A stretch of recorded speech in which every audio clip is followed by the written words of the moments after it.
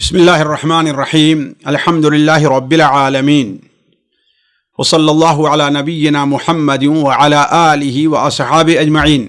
प्यारे भाइयों, अस्सलामु अलैकुम व रहमतुल्लाहि व बरकातुहू। आज का जो हमारा आपका दर्स है उसका उन्वान है एक दिया और 51 मिले, यानी एक दिया और मिले कितने? 50 और एक 51 मिले। इस सिलसिले में मैं आपके सामने एक किस्सा रखना चाहता हूँ जिसे इमाम तिरमिज़ी रहमहुल्लाह ने अपनी सुनन में नकल किया है और अपनी सनद के साथ और बिल्कुल सही सनद के साथ नकल किया है। इमाम तिरमिज़ी रहमहुल्लाह बयान फरमाते हैं कि हद्दसनी अब्दुर्रहीम इब्न हाज़िम अल-बल्खी क़ाल समिअतु अल-मक्की इब्न इब्राहीम यक़ूलु कुन्ना इन्द इब्न जुरैज अल-मक्की फ़जाअ साइलुन फ़सअलहु।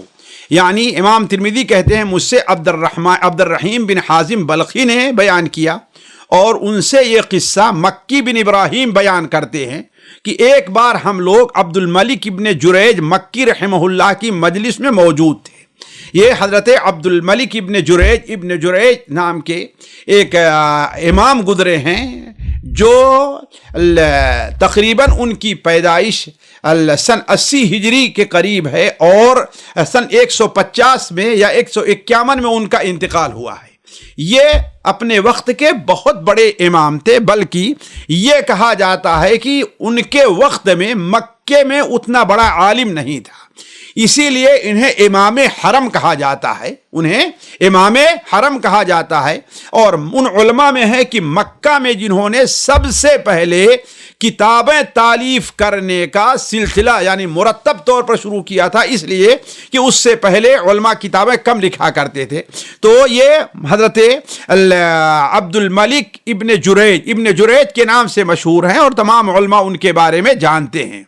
तो उनके शागिर्द मक्की इब्न इब्राहीम हैं, वो बयान करते हैं कि एक बार हम लोग मक्का ही में इब्न जुरैज की मजलिस में मौजूद थे कि एक साइल उनके पास आता है। साइल यानी फकीर, भीख मांगने वाला, उनके पास आता है और कहता है, कुछ मांगता है, सवाल करता है, जिस तरीके से कि साइल लोग आकर के निदा देते हैं। उन्होंने अपने खाजिन से, यानी वो शख्स जो उनके सामान वगैरह रखने का जिम्मेदार था, उमूमन या उस ज़माने में लोगों के ग़ुलाम रहा करते थे, ज़र ख़रीद, वो ये सारी चीज़ें जिम्मेदारी उन्हीं को सौंपा करते थे। किसी को लेना है, किसी को देना है, किसी से कुछ लेना है, किसी को देना है, या घर का इंतज़ाम करना है, तो उसी को सौंपा करते थे। तो उन्होंने अपने खाजिन से कहा कि उसे 1 दीनार दे दो। और 1 दीनार जाहिर बात बड़ी चीज़ है। यहाँ तो 1 दीनार, जिसका 1 दिरहम जो 20वां हिस्सा हुआ करता था, 1 दिरहम 2 दिरहम की बकरियां मिल जाया करती थी, तो 1 दीनार बड़ी चीज़ है, सोने का एक सिक्का है, तो 1 दीनार दे दो। खाजिन ने कहा, हजरत मेरे पास सिर्फ 1 ही दीनार है, मेरे पास सिर्फ 1 ही दीनार है, अगर उसे साइल को दे दिया तो आप और आपके बच्चे भूखे रहेंगे। यानी जाहिर बात है 1 ही दीनार है, घर का निज़ाम भी चलाना है, खाना पीना भी है, अगर उसे हमने दे दिया तो वो भूखे रहेंगे।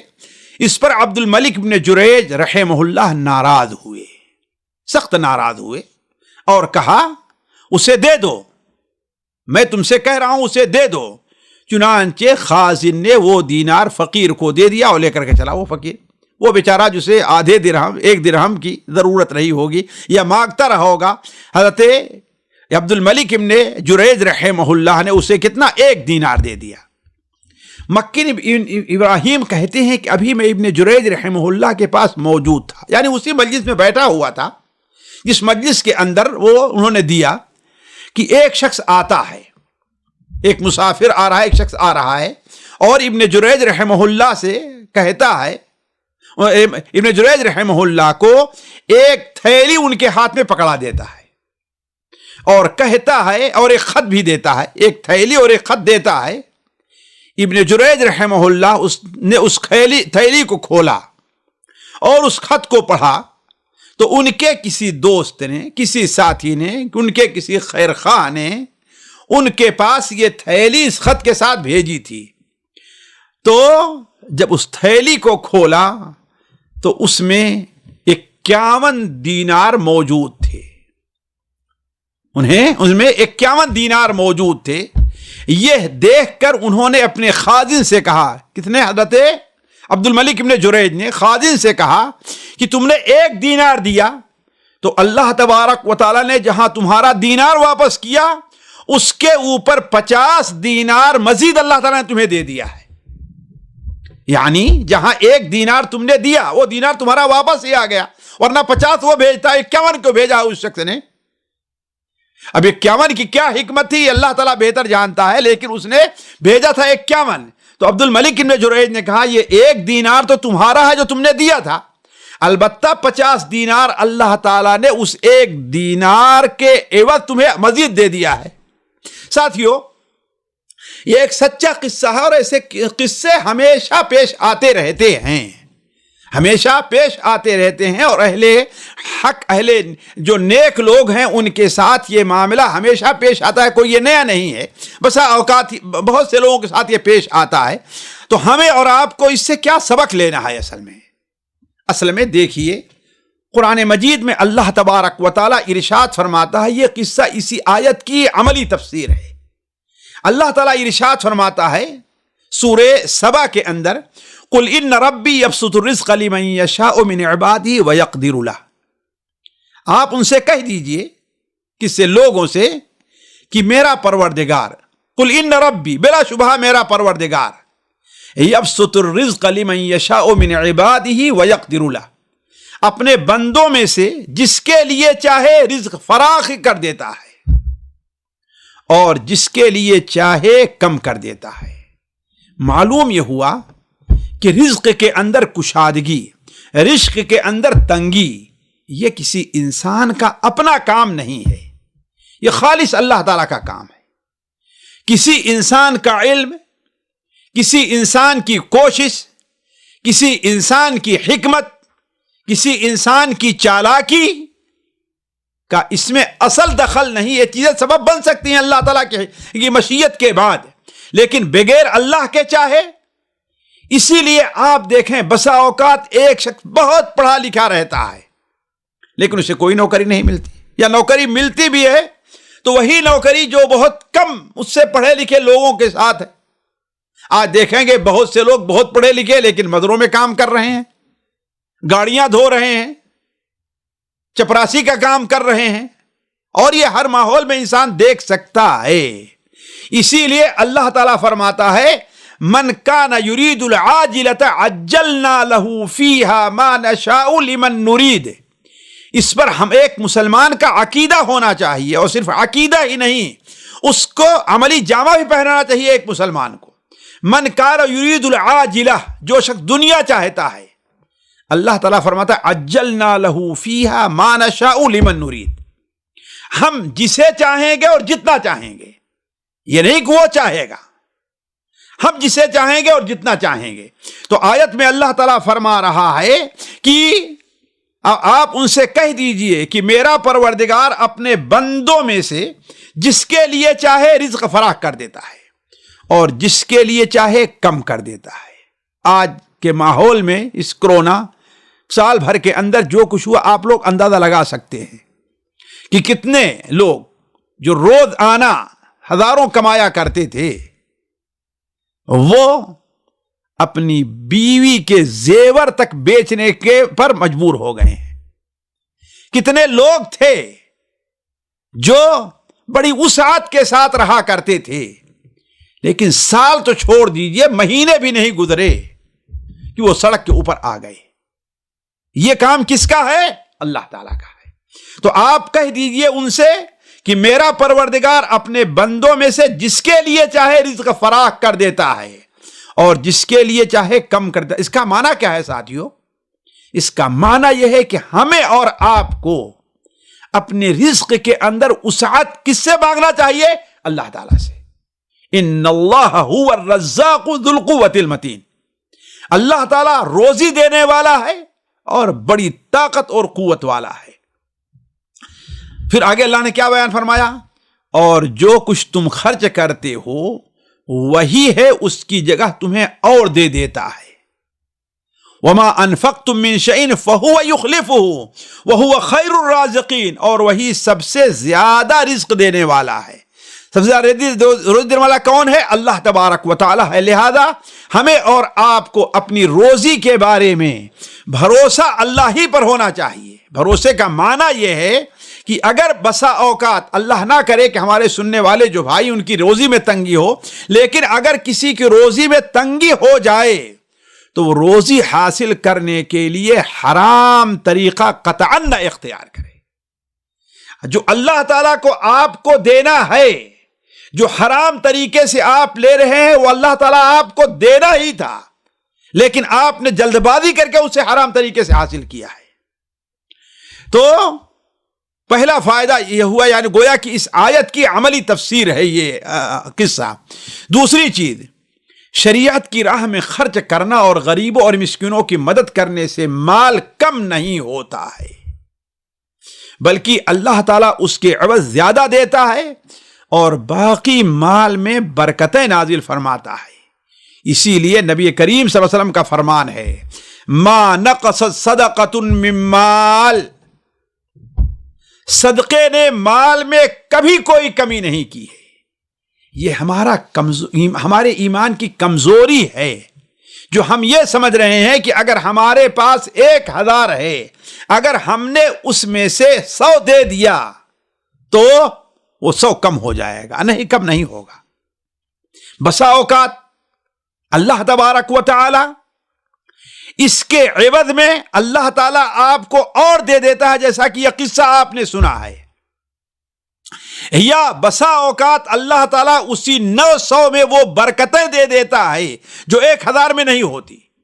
اور یہ چیز بھی بہت سے لوگوں کے اوپر مشاہدے میں ہے۔ آپ لوگ دیکھیں، بسا اوقات بعض لوگ بہت کمانے والے ہیں، لیکن ان کی کمائی کے اندر کوئی برکت نہیں ہے۔ اللہ تعالیٰ کوئی بہانہ، کسی کو بیمار کر دیا، کسی کا آپریشن ہو گیا، کسی کا ایکسیڈنٹ ہو گیا، کہیں ہو گیا، اسے خرچ ہو جاتا۔ اور مشکل یہ ہے کہ لوگ محسوس نہیں کرتے کہ ہمارے ہاں بے برکتی پائی جا رہی ہے۔ اور دوسرا آدمی اس سے کم کماتا، آدھی تنخواہ کماتا ہے، اس نے گھر بھی بنا لیا ہے، اس نے پراپرٹی بھی بنا لی ہے، اور بڑے آرام اور سکون سے وہ رہ رہا ہے۔ تو اصل اضافہ کیا ہے؟ اللہ تعالیٰ کی طرف سے برکت ہے، نہ کہ مال۔ وہ تو اللہ تعالیٰ دے دیتا ہے بس اوقات، لیکن اصل برکت اللہ تعالیٰ کی طرف سے کیا ہے؟ وہ اصل اضافہ کیا ہے؟ وہ برکت ہے۔ اور یہ بھی مان لے، آپ بظاہر آپ کو کمی دکھائی دے رہی ہے نا، تو آپ یہ کیوں بھول جاتے ہیں کہ اللہ تبارک و تعالی آپ کو آخرت میں، جہاں آپ پیسے کے زیادہ محتاج ہوں گے، وہاں اللہ تعالیٰ آپ کو اس کا کئی گنا زیادہ دے گا۔ یہ تو دنیا میں اللہ تعالیٰ اس کے بعد مشاہدات پیش کر دیتا ہے کہ دیکھو، اس نے 50 دیا، اس نے 1 دیا، ہم نے اسے 51 دیا۔ جب اللہ تعالیٰ دنیا میں اتنا دے رہا ہے تو آخرت میں اللہ تعالیٰ کتنا دینے والا ہے، ذرا سوچیں آپ۔ چوتھی چیز، ولیوں کی کرامت برحق ہے۔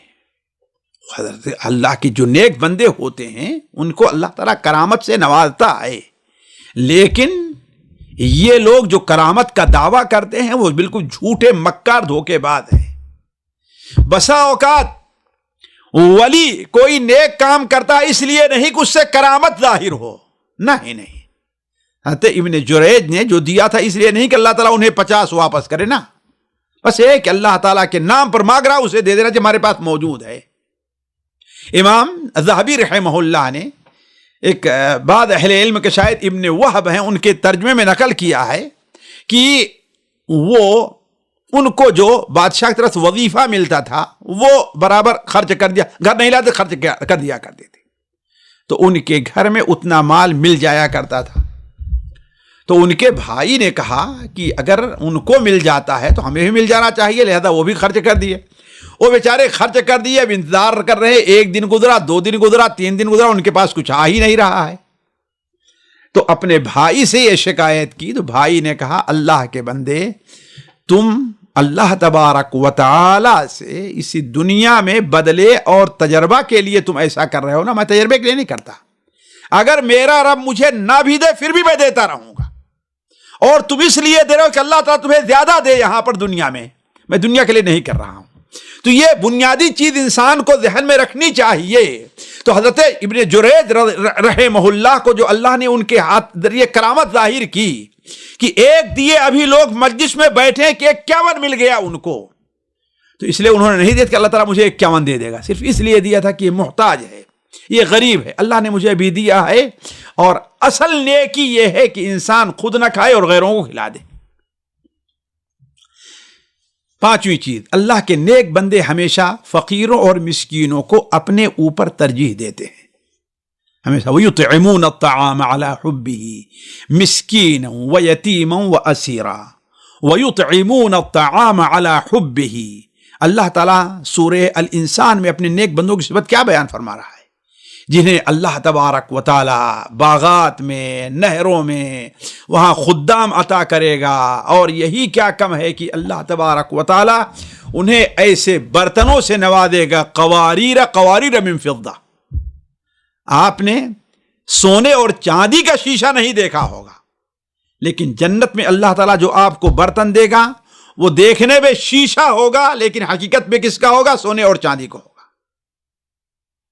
وَيَطُوفُ عَلَيْهِمْ وَيُطَافُ عَلَيْهِمْ بِآنِيَةٍ مِّن فِضَّةٍ، انہیں ایسے برتنوں سے دیا جائے گا چاندی اور سونے کے، جو ان کے سامنے گویا کہ بالکل گارورا یعنی شیشے کے رہیں گے وہ برتن۔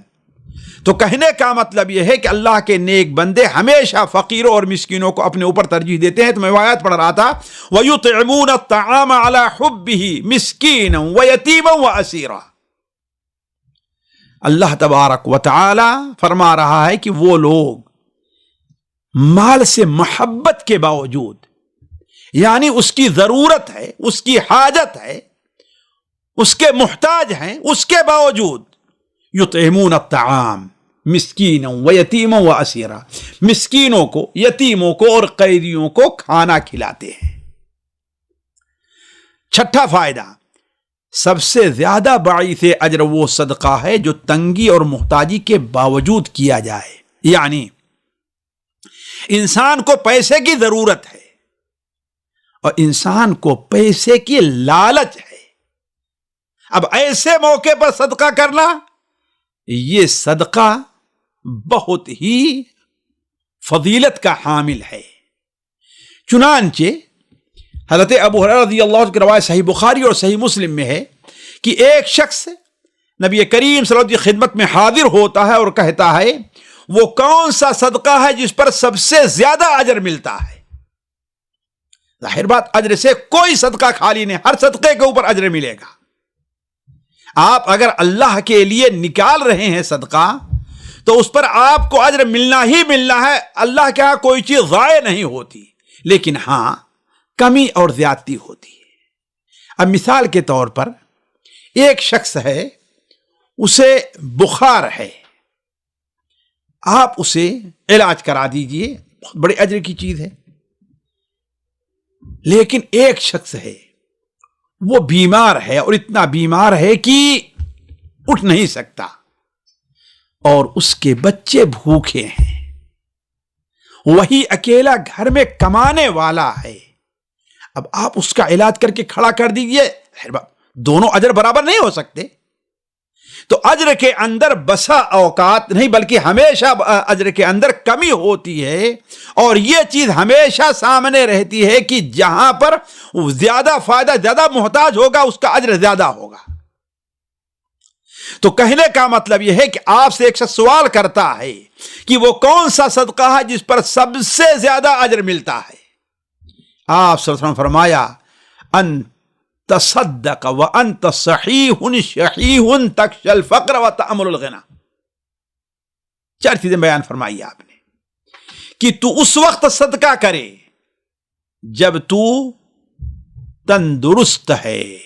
تندرست سے مراد یہاں پر یہ ہے کہ بالکل مرنے کے قریب نہیں ہو گیا ہے، مرنے کے قریب نہیں ہو گیا ہے، یعنی تو تندرست ہے اور تجھے ابھی اس مال کی ضرورت ہے۔ شحیح، اور تو مال کا حاجت مند ہے، ضرورت ہے تجھے۔ تخشى الفقر، اور فقر اور محتاجی سے ڈر ہے کہ میں دے دوں گا تو میرے بچوں کا کھانا کیا ہوگا۔ میں تو بھوکے رہ جاؤں گا.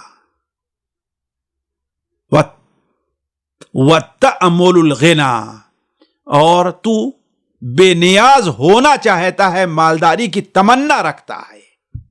تو ایسے مال میں اگر تو خرچ کرے تو یہ مال سب سے بڑے اجر کا والا ہے، سب سے بڑے اجر کا ہے.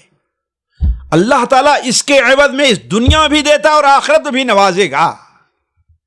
اور آگے آپ نے کیا فرمایا؟ لہذا ایسے وقت میں مال خرچ کرو اور اس قدر تاخیر نہ کرو کہ جب تمہاری جان حلق تک پہنچ جائے تو تم کہو کہ اتنا فلان کا ہے، اتنا فلاں کا ہے. اب تو کیا فلاں کا ہو ہی گیا، جب تم مر رہے ہو تو سارا مال دوسرے کا تو ہو ہی جائے گا، تمہیں کیا ملنے والا ہے؟ زیادہ بہادری تو یہ ہے کہ اس وقت تو جب کہ تمہیں اس کی ضرورت ہے، اب تو تمہیں اس کی ضرورت ہی نہیں ہے. تو کہنے کا مطلب یہ ہے کہ وہ مال حضرت ابن جریج نے کیوں اللہ نے اتنا جلدی بدلہ کیوں دے دیا؟ ذرا دیکھیں، ان کے پاس صرف 1 دینار تھا بس، اور خازن نے کیا کہا کہ جب آپ دے دیں گے تو آپ اور آپ کے بچے بھوکے رہ جائیں گے. انہوں نے کہا فقیر ہے، سوال کرو، اسے دے دو. تو کہنے کا مطلب یہ ہے کہ جو صدقہ اس حال میں دیا جائے کہ انسان اس کا حاجت مند ہے، اس کو ضرورت ہے انسان کی، اگر نہ رہے تو انسان بھوکے رہ جائے گا یا اور پریشانی پیش آئے گی. ایسے وقت میں اگر صدقہ کرتا ہے تو اس صدقے کا زیادہ اجر ہے. اللہ تبارک و تعالیٰ سے دعا ہے کہ اللہ تبارک و تعالیٰ ہمیں اور آپ کو اپنے راہ میں خرچ کرنے کی توفیق عطا فرمائے. ساتھیوں، یہ بات واضح کر دوں کہ اس قصے کو ہم نے آپ کے سامنے اس لیے رکھا ہے کہ اس وقت عموماً جو باتیں سن رہے ہیں وہ سارے کے سارے لوگ تقریباً الا ماشاء اللہ اتنے تو مالک ضرور ہیں کہ اپنی ضروریات کو پوری کر لے رہے ہیں. لہذا ایسے موقع پر اس وقت خاص طور پر جو اقتصادی صورتحال چل رہی ہے ہند و پاک اور اپنے ملکوں میں بہت جگہ لوگ بہت سے محتاج ہیں، ان کی پریشانی ہے. کوئی آدمی روزی سے پریشان، کوئی بیماری سے پریشان، کوئی کسی طرح پریشان، اور خاص طور سردی کا موسم آ چکا ہے. کتنے لوگ ہیں جن کے پاس لحاف نہیں ہوگا، جن کے پاس سیوٹر نہیں ہوگا. اگر اس موقع پر اگر ہم اپنے بھائیوں کے اوپر کچھ خرچ کرتے ہیں تو اللہ تبارک و تعالی کہ یہاں وہ چیز ضائع نہیں ہوگی. والسلام علیکم ورحمۃ اللہ وبرکاتہ. سامعین کرام، ہمارے علمی اور عوامی دروس اور سوال و جواب کی مجلسوں سے آپ خود بھی مستفید ہوں اور اپنے دوست و احباب کے ساتھ بھی شیئر کریں. عین ممکن ہے کہ آپ کے شیئر سے کسی کی اصلاح اور آپ کے لیے صدقہ جاریہ بن جائے. واٹس ایپ پر اسلامک میسج حاصل کرنے کے لیے نمبر نوٹ فرمائیں: یعقوب عزیز 00966 5089 59707. واٹس ایپ سوال جو آپ گروپ میں ایڈ ہونے کے لیے نمبر نوٹ فرمائیں: عبدالسلام عمری 00966 502627 622. نمبر بھیجتے ہوئے نام اور پتہ ضرور لکھیں. اسی طرح ہمارے یوٹیوب چینل اسلامی دعویٰ کو ضرور سبسکرائب کریں تاکہ ہماری ہر نئی اور اہم ویڈیو کی اطلاع آپ کو فوری حاصل ہو جائے. تمام دروس، مقالات اور سوال و جواب سیریز کے لیے ہماری مشہور ویب سائٹ www.islamidawah.com کا مشاہدہ کرتے رہیں. السلام علیکم ورحمۃ اللہ وبرکاتہ.